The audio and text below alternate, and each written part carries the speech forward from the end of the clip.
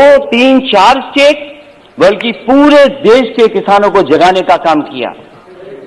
मैं जिस प्रदेश से आता हूं सभापति महोदय, मैं इनसे जानना चाहता हूं कि उस प्रदेश की जनता ने 2 बार इनकी सरकार बनवाई है। 2014 में भी समर्थन मिला जनता का, 2019 में भी समर्थन मिला। मैं इनसे जानना चाहता हूं कि राष्ट्रपति अभिभाषण बोल रहे हैं, क्या जिस डिस्ट्रिक्ट से महामहिम राष्ट्रपति जी आते हैं, क्या उस डिस्ट्रिक्ट में एमएसपी किसानों को मिला है धान का कि नहीं मिला है? और जो लोग जो ये कह रहे हैं कि एमएसपी था, एमएसपी है, एमएसपी रहेगा, मैं उनसे जानना चाहता हूं, माननीय सदस्य से पूछना चाहता हूं कि बताएं जहां से वो चुन करके आते हैं उस जिले में किसानों को धान का एमएसपी मिला है या नहीं मिला है? इनके बोलने से मिल गया, लेकिन मुझे खुशी है सभापति महोदय, ये जो बोल रहे हैं, ये देश सुन रहा है, किसान देख रहा है। जहां के राष्ट्रपति महोदय हैं उसके बगल का क्षेत्र हमारा है। न एमएसपी धान का मिला, न एमएसपी मक्के का मिला। और मैं तो कहता हूं माननीय सदस्यों से, आप तो सपना ये देख रहे हो, न जाने कितने साल सरकार में रहोगे, कितना बड़ा सपना देख रहे हो आप। और क्या आप जिनके नेतृत्व में चुनाव लड़े उनको सत्य नहीं बताना चाहते? आप अपने क्षेत्र में जाओ, क्या आपको एमएसपी दिला पाए हो किसी किसान को, तो बताओ हमें आप।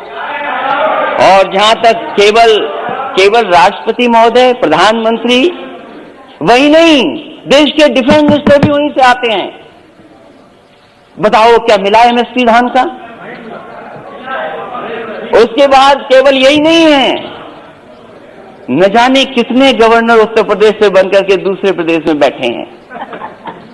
क्या वो गवर्नर साहब अपने गांव में जाकर के नहीं पूछते, जिले में नहीं जानकारी करते कि एमएसपी मिल रहा है कि नहीं मिल रहा उनको धान को? और मैं सभापति महोदय आपसे कहना चाहता हूं, ये भारतीय जनता पार्टी का नारा था कि हम किसानों की आय दोगुनी कर देंगे।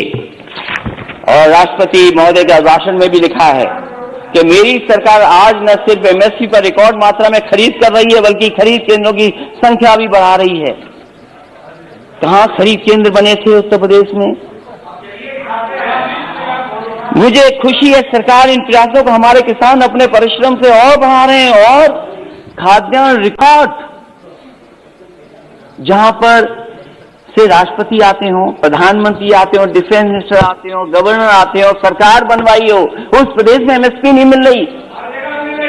और क्या व्यवहार रहा है आपके, क्या व्यवहार रहा किसान, क्या व्यवहार है आपका, क्या व्यवहार रहा किसानों का?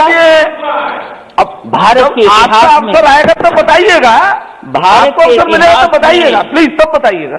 भारत के इतिहास में ऐसा व्यवहार किसानों के साथ कभी नहीं हुआ हुआ सभापति महोदय। क्या क्या नहीं कहा गया किसान लोगों को, क्या नहीं कहा गया, अपमानित किया गया, और वो दिल्ली आकर के अपनी बात न कर दें। प्लीज माननीय मंत्री जी कुछ कहना चाहते हैं? जी सर, मुझे एक बहुत विनम्र आग्रह करना है आपके विचारार्थ। राष्ट्रपति जी के अभिभाषण पर धन्यवाद का एक चर्चा चल रही है सर। राष्ट्रपति जी की एक परंपरा होती है, प्रधानमंत्री, गवर्नर सबके लिए कह रहे हैं, लेकिन राष्ट्रपति जी के जिले में एमएसपी मिला कि नहीं मिला, ये एक बार आप परंपरा को देख लें। इस तरह का संदर्भ मेरे 20 साल के संसदीय अनुभव में नहीं होता है। जी जी, वो भी मुख्यमंत्री रहे, आपने इंगित किया है, देख लेंगे। नहीं, मंत्री जी ने ये राष्ट्रपति का संदर्भ नहीं ले सकते हैं। राष्ट्रपति के संदर्भ में अगर ये सभापति महोदय, अगर ये कोई संदर्भ में नहीं आए, लेकिन कम से कम हम जाने तो सही। ओके, देख लेंगे, ओके देख लेंगे का। कंटिन्यू सर, राष्ट्रपति कानपुर से स्वागत है, बगल की बैठ जाइए। वो मुख्यमंत्री रहे हैं, वो भी जानते हैं, मुख्यमंत्री रहे उत्तर प्रदेश के। जी, ऐसा व्यवहार किसानों के साथ कभी नहीं हुआ। और कितना अपमानित किया गया उनको, क्या क्या कह करके नहीं बुलाया गया उनको। और ये जो तीनों कानून है वो केवल इतना चाहते हैं, जब ये सरकार कह रही हम किसानों के लिए कानून बना करके लाएं, अगर किसान उन कानून को नहीं स्वीकार कर रही है तो सरकार क्यों नहीं कानूनों को वापस लेती है? जिनके लिए जिनके लिए ये कानून बना है, जिनके लिए कानून बना है, वो कानून नहीं चाहते हैं। तो सरकार को आखिरकार कौन रोक रहा है? और क्या ये आरोप ठीक नहीं है कि कॉर्पोरेट घराने को लिए आपने कारपेट बिछा करके इन कानूनों को लाने का काम किया? आपने, आप जनता से चुनकर के आते हैं, जनप्रतिनिधि बन रहे हैं, लेकिन लगता यहां पर है सदन में बैठ करके आप धन प्रतिनिधि बन करके आए हैं। और क्या कहते हैं आप? जो लोग आंदोलन कर रहे हैं उनके लिए आप क्या कहते हैं? जो आंदोलन, ये देश आजाद हुआ आंदोलन से, न जाने कितने अधिकार मिले आंदोलन से। वोट डालने का महिलाओं का अधिकार आंदोलन से मिला, न जाने कितने आंदोलनों से नेता निकले बन करके। राष्ट्रपिता महात्मा गांधी देश के बने क्योंकि आंदोलन लड़े, आंदोलन में खड़े हुए, न केवल अफ्रीका, दुनिया, बल्कि भारत जैसे देश को आजादी दिलाई उन्होंने। उस आंदोलन के बारे में क्या कहा जा रहा है कि आंदोलन जीवी है? मैं उनको क्या कहूं, मैं उन लोगों को क्या कहूं जो लगातार चंदा लेने निकल जाते हैं? क्या वो चंदा जीवी संगठन के लोग नहीं है? अगर वो हो सकते हैं जिनको आप आंदोलन जीवी बोल रहे हैं, तो आप भी तो चंदा लेने के लिए निकल पड़ते हैं, जब कहीं तब निकल जाते हैं आप। क्या आप चंदा जीवी नहीं है? और फिर आप कहते हो कि मंडी मॉडर्नाइज करेंगे, मंडी मॉडर्नाइज करेंगे, मंडी मॉडर्नाइज। अब बोलते रहिए आप। मैं सभापति महोदय मैं कहना चाहता हूं, मैंने कहा कि हम मंडी को मॉडर्नाइज करेंगे, इंफ्रास्ट्रक्चर बनाएंगे। देश में सबसे बेहतरीन अगर एक्सप्रेस वे कहीं बना तो उत्तर प्रदेश में समाजवादी सरकार ने बनाया। और मैंने हमेशा कहा ये शहरों को जोड़ने के साथ साथ गांव को जोड़ता है। जहां शहरों की अर्थव्यवस्था को बेहतर करेगा, वहीं गांव की अर्थव्यवस्था को भी बेहतर बनाएगा। इसलिए उसके आसपास मैंने मंडियां बनाई। मैंने आलू की मंडी बनाई कन्नौज, फर्रुखाबाद, कानपुर देहात के आसपास के लोगों के लिए। एक मैनपुरी, इटावा और आसपास के लोगों के लिए अनाज की मंडी बनाई। अरे बाबा रामदेव जी से बहुत योगा सीखते हैं ये लोग, उन्हें भी मैंने 500 एकड़ जमीन दी एक मंडी बनाने के लिए। आम की मंडी बनाई। मैं इनसे जानना चाहता हूं, लाखों करोड़ों रुपए इन्होंने मंडियों के इंफ्रास्ट्रक्चर के लिए दिए थे, वो पैसा कहां चला गया? जितनी ईंट लगाई थी समाजवादी सरकार में, उससे आगे मंडियां नहीं बढ़ पाई, वहीं का वहीं काम रुका हुआ है। और फिर अभी प्रधानमंत्री जी गए थे। हमारा प्रदेश तो बहुत अच्छा प्रदेश है। अगर बड़ी चीज दिल्ली से बिके तो हमारे मुख्यमंत्री छोटी चीजें बेच देते हैं। समाजवादी सरकार में बना समाजवादी पूर्वांचल एक्सप्रेस वे जो बलिया गाजीपुर को जोड़ता है और आगे बिहार से लेकर के आगे लोगों को मदद करेगा। अलाइनमेंट समाजवादी सरकार का, लैंड एक्विजिशन समाजवादी सरकार की, और जो व्यवस्था दी थी मंडियों के लिए। मैं जानना चाहता हूं कि आखिरकार मंडियां क्यों नहीं बन रही उसके किनारे? क्यों नहीं मंडियां बन रही?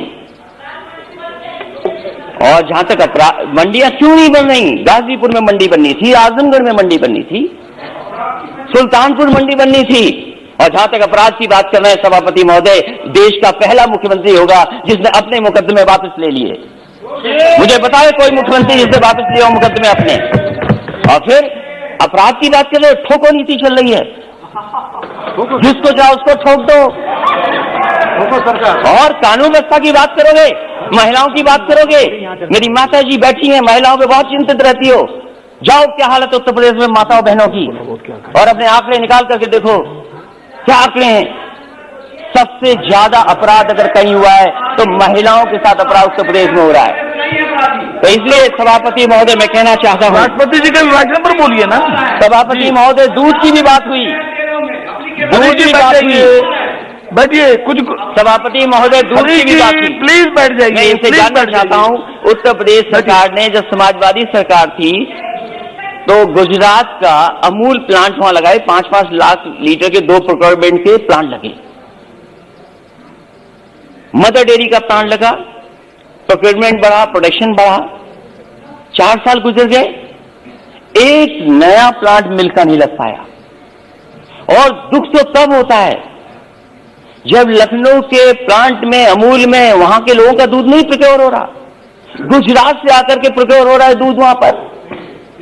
सरकार बनाए उत्तर प्रदेश, लाभ किसको मिले? इसलिए सभापति महोदय, समय मेरे पास आपने कम दिया, मैं धन्यवाद देता हूं, लेकिन मेरी यही गुजारिश है कि जहां किसान की जान चली गई है, मैं श्रद्धांजलि देता हूं, उनके परिवार के लोगों को नौकरी मिले। ये ऐसा दुर्भाग्य है जहां किसान अन्नदाता हमारा बेटा और सरकार नहीं सुन रही, और अहंकार तो बड़े बड़ों का नहीं बचा। ये वो किसान हैं जो कीले उखाड़ देते हैं, पेड़ उखाड़ देते हैं, जमीन को ठीक कर देते हैं, और समय आएगा सभापति महोदय, इस सरकार पे भी पटेला चलेगा। बहुत बहुत धन्यवाद। श्री दिलीप सैकिया जी, श्री दिलीप सैकिया।